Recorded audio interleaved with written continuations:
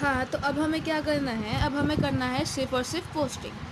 यहाँ पे है ये एक्यूमुलेटेड डेप्रिसिएशन, मतलब ये एक्चुअल डेप्रिसिएशन नहीं है, यानी कि इस डेप्रिसिएशन का तो कोई भाई साहब ट्रीटमेंट ही नहीं होगा। बैंक अकाउंट सेल किया है तो कहाँ डालेंगे हम भाई, इन्वेस्टिंग में डालेंगे। किस नाम से, sale of plant and machinery, full form लिखिएगा।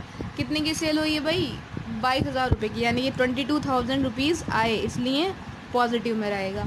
आफ्टर देन हमें लॉस हुआ है, और लॉस हम क्या करते हैं, एडजस्टमेंट में ऐड करते हैं, loss on sale.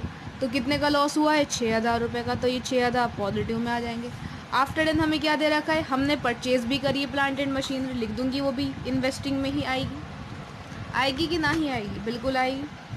Purchase of plant and machinery कितनी है, 4,70,000 रुपये। अब ये 4,70,000 रुपये आए कोई, गए, क्योंकि मैंने कोई चीज़ जब परचेज करती हूँ तो भाई मेरे पास से क्या जाते हैं, अमाउंट जाता है, पैसा जाता है, ठीक है ना। ये हो गया, ये हो गया, ये हो गया, इस अकाउंट में सब कुछ और नहीं आएगा। अब देखूँ एक्यूमुलेट डेप में कुछ आएगा, हाँ जी। एक्यूमुलेटेड डेप्रिसिएशन क्यों बनाते हैं, क्योंकि हमें एक्चुअल डेप्रिसिएशन यानी कि पूरी की पूरी मशीनरी पे कितनी डेप्रिसिएशन लग रहा है वो पता चलता है। तो कितना आया है, 42,000 रुपीज़। डेप भी हम क्या करते हैं, ऐड कर देते हैं, डेप्रीसिएशन। अच्छा, मैं आपको पूरा पूरा एक्सप्लेन यूँ नहीं कर रही हूँ, क्योंकि वो हम तो एक्सप्लेन कर ही चुके हैं। कैश फ्लो स्टेटमेंट में भाई पिछले टाइम हम पढ़ चुके हैं, कैश फ्लो स्टेटमेंट पढ़ चुके हैं, नहीं पढ़ चुके हैं, 42,000 रुपीज़ हो गए। तो भाई इन दोनों अकाउंट का मामला हुआ समाप्त। अब प्लांट एंड मशीनरी के बाद है इंटेंजिबल एसेट्स। इंटेंजिबल एसेट्स में क्या दे रखा है, पॉइंट नंबर 5, गुडविल है, 70 से 180 हो गई, कितनी से, 70 से 180 हो गई, यानी कि 1,10,000 रुपये से गुडविल इंक्रीज हो गई, यानी कि परचेज कर लिया आपने, परचेज ऑफ गुडविल कितनी थी, 70 से 1,80,000 रुपीज़ हो गई, तो 1,10,000 रुपये से बढ़ गई, क्योंकि परचेज करी है तो पैसा चला गया। क्लियर ये पॉइंट, अच्छी बात। ये एक साइड हिंदी में दे रखा होता है और एक साइड अंग्रेजी में दे रखा होता है आपका बोर्ड का पेपर। इंटेंजिबल एसेट के बाद एक करंट इन्वेस्टमेंट, हमने बताया था करंट इन्वेस्टमेंट और cash and cash equivalent add होते हैं, लेकिन इससे कोई मतलब नहीं है। ट्रेड रिसीवेबल भाई पहले 3,10,000 थे, अब 2,90,000 रुपये हो गए, यानी कि डिक्रीज़ हुए टीआर। और डिक्रीज टीआर कहाँ जाता है, डिक्रीज ट्रेड रिसीवेबल मतलब डिक्रीज इन सीए, ऐड हो जाता है, नहीं होता है। Trade receivable cash current asset होता ही नहीं होता है, ओके। तो यहाँ लिख दूंगी मैं ट्रेड रिसीवेबल कितने से डिक्रीज़ हुआ है भाई, 3,10,000 से 2,10,000 हो गया, यानी कि 20,000 रुपये से डिक्रीज़ हुआ, तो ये 20,000 रुपये हो जाएंगे add according to cash flow statement, ठीक है ना, ओके। तो ये मुकम्मल हुआ। यहाँ पे हम एक नोट और तैयार करेंगे, इधर को करेंगे, नहीं करेंगे, बिल्कुल।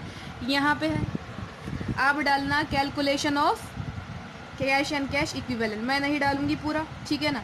मैं लिखूंगी यहाँ पे करंट इन्वेस्टमेंट, करंट ईयर का, प्रीवियस ईयर का, उसमें ऐड करूंगी क्या, कैश एंड कैश इक्विवेलेंट्स, ठीक है, ओके। ये डाल दूंगी मैं 30,000 रुपये, और ये डाल दिया 1,90,000 रुपये, एक क्वेश्चन में दे रखा है, ठीक है ना। 3,00,000, 2,30,000 रुपये, 3,00,000, 2,30,000 रुपये, तो टोटल कितना आ गया, 3,30,000 रुपये, 9 3 12, 3 और 1 4, 4,20,000 रुपये आ गए। तो ये आ गया मेरा total cash and cash equivalent. इसका तो हिसाब किताब हम एंड में करते थे, ओके, ठीक है ना। तो यहाँ पे बैलेंस शीट तो ख़त्म हो गई। अब उसके बाद हमने ये डेप्रिसिएशन वाला भी अकाउंट कर लिया था काम, ये तो हम रीड कर चुके हैं नोट्स टू अकाउंट सबके साथ। ए पॉइंट भी हमारा हो गया था, जब भी तो ये बना, नहीं बना, बिल्कुल। अब बात आती है डिबेंचर्स की, किसकी आती है, डिबेंचर्स की। स्पेस नहीं है इसलिए मैं ऊपर बता देती हूँ टॉप पे पेज पे। डिबेंचर्स थे मेरे 4,00,000 और वो 1,00,000 के रह गए थे, यानी कि 3,00,000 के डिबेंचर्स को हमने पैसा वापस कर दिया था, यानी कि रिडम्पशन कर दिया था। Redemption means repayment of debentures, ये हुआ भी था हमारा 8% 3,00,000 का, ठीक। अब हमने डिबेंचर्स कौन सी तारीख में रिडीम करे, मतलब कौन सी तारीख में हमने डिबेंचर्स का पेमेंट करा। तो इन्होंने बोला कि आपने पेमेंट करा 1 जुलाई 2018 को, 1 जुलाई 2018 को करा ना, यानी कि 1 अप्रैल से 30 जुलाई तक तो मेरे पास 4,00,000 रुपये ही रहे, ठीक है। तो 4,00,000 पे क्या लगेगा, इंटरेस्ट लगेगा, कितने परसेंट लगेगा? 8% लगेगा, क्योंकि डिबेंचर्स के आगे क्या लिखा हुआ है? 8%। ठीक है ना जी। तो कितने महीने हो गए? अप्रैल, मई, जून, जुलाई, 4 महीने हो गए। हो गए कि नहीं हो गए? बिल्कुल हो गए। काट पीट दें? बिल्कुल काट पीट दें। 4 1 4, 4 3 12। ओके। अरे सॉरी, यहाँ पे मैंने 30 जुलाई क्यों लिख दिया? यहाँ पे तो 30 जून आएगा, क्योंकि भाई 1 जुलाई से तो हमने रिडीम करें। तो यानी कि 4 लाख जो हमारे डिबेंचर्स रहे वो 1 अप्रैल से 30 जून तक रहे। तो यहाँ पे भी आ जाएंगे 3 महीने। तो यहाँ आ जाएगा 3 4 ज़ा 12, 4 2 ज़ा 8, 2 4 ज़ा 8, यानी कि 8,000 रुपये इधर को आ जाएंगे। ये अभी कुछ महीनों का इंटरेस्ट निकल के आया। अब हमने 1 जुलाई से 31 मार्च तक हमारे पास कितने डिबेंचर्स रहे? 3 लाख रुपए की तो हमने पेमेंट कर दी, यानी कि 4 में से 3 जाएंगे तो कितने बचे? 1 लाख। यानी कि बाकी का किस पे लगेगा? 1 लाख पे लगेगा। 1 लाख मल्टीप्लाई बाई 8/100%। महीने कितने हो गए? जुलाई, अगस्त, सितंबर, अक्टूबर, नवंबर, दिसंबर, जनवरी, फरवरी, मार्च। हाँ भाई 9 मंथ्स हो गए। हो गए नहीं हो गए? बिल्कुल हो गए। 00 से 00 कटे। ओके। देन 3 3 ज़ा 9, 3 4 ज़ा 12, 4 2 ज़ा 8, 3 2 ज़ा 6, तो ये आ गए 6,000 रुपये। तो टोटल कितना हो गया? 8 6 14, यानी कि टोटल जो इंटरेस्ट लगा वो कितना लगा? 14,000 रुपये लगा। लगा कि नहीं लगा? आप लोग इसको नीचे वर्किंग नोट्स में करना, स्पेस नहीं है इसलिए मैंने यहाँ पे लिखा है।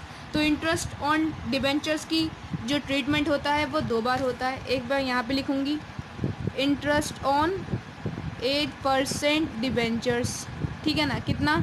14,000, यानी कि यहाँ से पैसा चला गया क्योंकि पेमेंट हुई।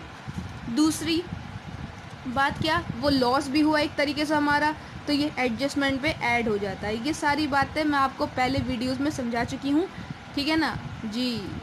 14,000 रुपीज़ यहाँ पे ऐड, यहाँ पे लेस। देखा जाए तो इफ़ेक्ट नील हो जाएगा जब टोटल आएगा, लेकिन ट्रीटमेंट करना लाजमी है। इसके बाद हमारा क्वेश्चन ख़त्म हो गया। अब हमें टोटलिंग करना है बस। यहाँ क्या लिखना है? नेट प्रॉफिट बिफोर टैक्स कितना आएगा? 2,60,000 रुपये। कितना लिख दूँ यहाँ पे? 2,60,000 रुपये। कोई दिक्कत? 3,22,000 रुपये। ये भी ऐड होगा, कितना? 20,000 रुपये। तो कितना आ जाएगा? 3,42,000 रुपीज़। प्रोविज़न होगा लेस, ठीक है? तो प्लस माइनस माइनस 000, 10 में से 2 जाएंगे, 8 बचेंगे, 5 में से 4 जाएंगे, 1 बचेगा। तो 18,000 रुपये ऑपरेटिंग एक्टिविटीज़ का आएगा, लेकिन पॉजिटिव आएगा या नेगेटिव?